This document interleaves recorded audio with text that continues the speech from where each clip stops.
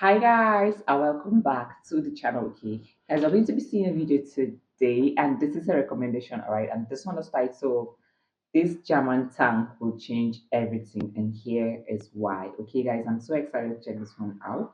If you're excited to see this German tank, please subscribe and let's get right into this. I've won Panther. And it's not just another tank, it's a game changer. It's not every day that a new main battle tank makes the world sit up and take notice. But something about the KF-51 Panther is different. Something that could change the future of armored warfare forever. It may seem very similar. After all, it's got the heavy armor, the big gun, and the intimidating presence you'd expect. But what is it that makes this tank extraordinary and is causing shockwaves across the defense community? The secret to the Panther's battlefield dominance begins with its cutting-edge firepower. If you look closely at its main gun, you might notice something different compared to previous Western main battle tanks. And no, it's not just the paint job. Did you catch it? If not, don't worry. It's easier to notice from the inside of the tank than from the outside. That's because the Panther comes standard with a brand new gun that forms the core of its capabilities, known as the Future Gun System, or FGS. This revolutionary new weapon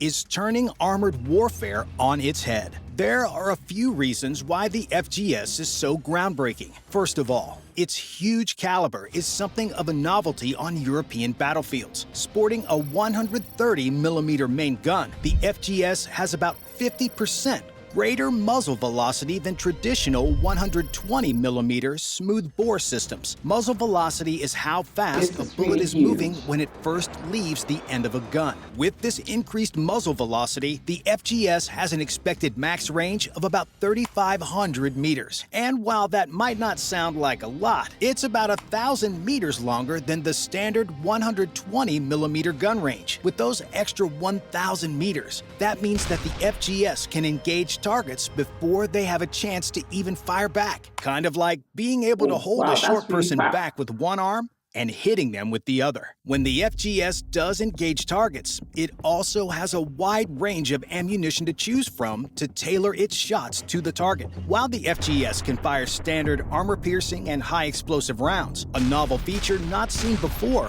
is the addition of programmable fused munitions. The crew can set the fuses to explode at different times, allowing to engage low-flying aerial targets as well as troops behind cover, like below the crest of a hill, targets that traditional tank guns would struggle to hit. However, despite this, there is a slight disadvantage compared to other modern tanks. As of now, the tank can hold a total of 20, split between two storage areas called barbettes, each holding 10 rounds, and there's room for 10 more rounds on a rack inside this tank. While this is a lower amount of ammunition, this drawback is negated by another impressive technology new to Western European tanks. If you look at the outside of the Panther tank compared to, say, an M1 Abrams or Leopard 2, you will see that the KF-51 has a much lower profile than comparable Western tanks. The reason for this is because the Panther has an autoloader. While Russian tanks have adopted autoloaders for decades, this technology has been absent from most Western European tanks, with a few exceptions, such as the French Leclerc. Now, Germany wants to finally transition mainland Europe into using this technology, since the KF-51 Panther will come standard with one.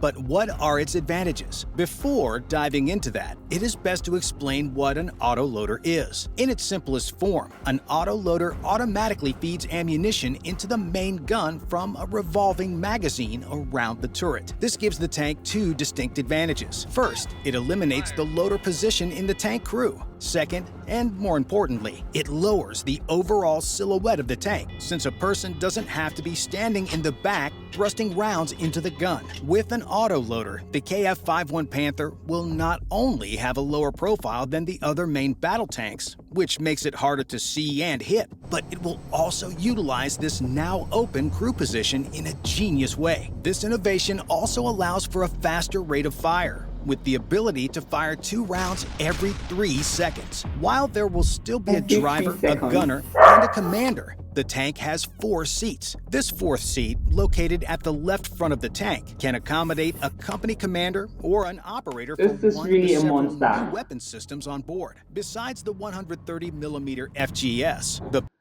This is really huge. I mean, one thing I like about the Germans is they're smart and they are good. You can tell that from their inventions, their discovery, their weaponry. Like they are so good. I know they are good at inventing toys and cars, but I never knew that they are good. They are so good at armored tanks as well. Okay, this is really interesting. Panther will also have a standard 50 caliber coaxial machine gun with a 250 round belt. But in the rear of the tank, there are two new weapons that will help revolutionize how the tank will fight. If you look at the Panther from the top down, you will see an odd-shaped box. And while one might think this box is concealing some super secret squirrel technology, you would be partially right. While not necessarily a secret, the Panther sports a brand new remote-controlled weapon station called the Natter. The Natter is a 7.62mm machine gun with an all-around view of the tank. While the Natter could conceivably be used to help defend the tank against infantry attacks, its primary purpose is firing 7.62mm bullets against threats from above. With an elevation from -15 degrees up to 85 degrees straight up, the Natter's primary purpose is to shoot down remote-controlled first-person view drones that have been the bane of every tank's existence in Ukraine. With no longer needing a loader, this fourth crew member could control this weapon in a high drone threat environment. Another new weapon is the Israeli-made Hero 120 loitering munition. Armed with 4 of these bombs, the Panther can launch them, and they can stay airborne for up to 60 minutes before zeroing in on their target with an 18-kilogram warhead. With a range of up to 60 kilometers, the Wow. Panther has the ability to strike targets further away than any other tank before it. But the Natter is not the only novel way the This is tank protects amazing. itself, thanks to several other creative innovations designed to maximize crew survivability. While the Panther comes standard with top-secret composite armor like other Western main battle tanks such as the Abrams, it differs from previous tanks in several ways. The main way that the tank differs is that it has a brand new system called a Top Attack Protection System, TAPS, pronounced TAPS. With the advent of a whole slew of anti-tank weapons designed to penetrate tanks' vulnerable top armor, having a system that specifically targets these munitions is crucial for survival on a modern battlefield. But how does it work? Though Rheinmetall has released scant details, we can infer a few things. Firstly, the TAPS has a 360 view of the environment to identify threats long before they become a problem. Once it identifies a threat, the system will engage it with a rocket to destroy the projectile in flight. But if that system fails, there are several other ways the crew is protected too. While you may have missed these two small launchers located on either side of the turret with all the other antenna and sensors bristling off the back, these two devices can hold up to 8 smoke projectiles that form a core capability in protecting the crew from anything the enemy throws at them. Known as the Rapid Obscuring System, or ROSI, this passive countermeasure is unlike any smokescreen any tank has fielded before. While traditional tanks will almost always have smokescreen launchers to help obscure the tank for a quick exit, ROSI is different in that it actually helps defeat incoming threats. Made with specially designed smoke, ROSI can block electro-optical infrared and several other homing mechanisms that most anti-tank weapons use to guide them to their targets. But if a threat is so advanced as to get through both TAPS and ROSI, the Panther still has a few aces up its sleeve. Ringing the entire tank hull are specially designed explosive reactor armor panels. If an incoming threat hits one of these panels, it will create a massive explosion outwards that will cancel out the incoming weapon's kinetic energy. Put another way, it's kind of like hitting someone's fist with your own fist. However, the Panther is not just an asset on the battlefield because of its incredible firepower and survivability. Its combat system suite can turn every Panther into its own battle management system. With the increasing digitization of warfare, it's no surprise that tanks are also going online. But with the Panther, German engineers have taken it to a whole other level. One of the main reasons for this is NATO Generic Vehicle Architecture, or NGVA. Conceived in 2023, the NGVA program is a forward-thinking, collaborative effort to ensure that all tanks and armored vehicles can be upgraded in the future. But why is this important? Because of all the political wrangling, budget concerns, and manufacturing snafus inherent with high-priced weapons systems, it can take a long time for a system to reach operational capability. While this is happening, adversaries like Russia or China could develop a new sensor, weapon, or tactic that could make a weapon like a tank obsolete before it ever rolls off the factory floor. To prevent this from happening, Rheinmetall is developing this vehicle as one of the first NATO vehicles and the only main battle tank so far to incorporate common coding languages across all of its combat system suite. That way, if a NATO partner develops a new fire control computer, sighting system, countermeasure, or anything else, the Panther can easily accept that new technology instead of having to reconfigure everything. And while that is all fine and dandy, how does a battlefield commander actually use the Panther's advanced IT systems in the field? One of the main ways commanders can do this is by using unmanned drones. Remember that fourth crew member we discussed earlier who would control the Natter? Another job they can do is fly one of 2 reconnaissance drones on the Panther. While these drones are a step above first-person view drones, the fact that the Panther can conduct reconnaissance in the open while being protected miles away from it is a game changer on a modern battlefield. With its advanced computer and data link systems, the Panther can also essentially act as a scout vehicle and armored support for infantry formations. With this dual purpose, the tank can help broadcast information in real time that can influence commanders' decisions on the battlefield. With all this advanced equipment and armaments, you might think that this tank would just be a sitting duck with a big sign on it that says, "Shoot me." However,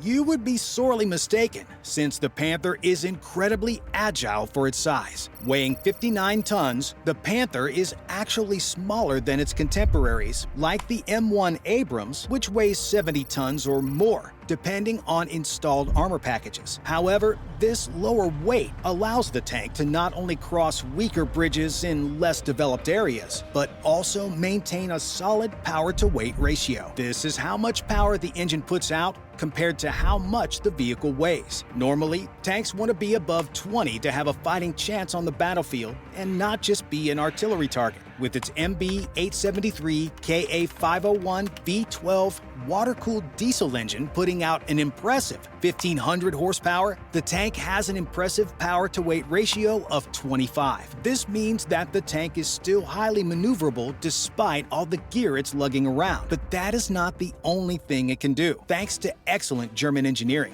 the tank can climb a hill with up to a 60-degree gradient, cross a trench 7.5 feet long, ford 4 feet of water unassisted, and have a top road speed of 70 kilometers per hour. In addition, the Panther has a combat range of over 500 kilometers on a single tank of gas. Because of all these features and more, the Panther is a truly revolutionary tank that can easily defeat similar systems Russia uses, such as the T-72, T-80, and even the fabled T-14 Armada. But what does the future look like for this tank that has yet to leave the factory floor? According to recent media reports, the Panther may enter service within the next few years due to a couple of factors. Firstly, Rheinmetall entered into an agreement with Ukraine to build a 200 million euro factory in the country. While the factory will initially focus on Lynx armored vehicles, the production line will eventually shift to Panther tanks after several years of operation. The goal here is to pump out an impressive 400 Panthers per year to help Ukraine take back its territory. Another country that has expressed interest is Hungary. This past fall, the Hungarian government inked a nearly 300 million euro deal with Rheinmetall to help finish building a working vehicle prototype. While the Hungarian models will have a 120mm gun, so its fleet of Leopards and Panthers can share the same ammunition, this is still a crucial first step in getting the idea off the drawing board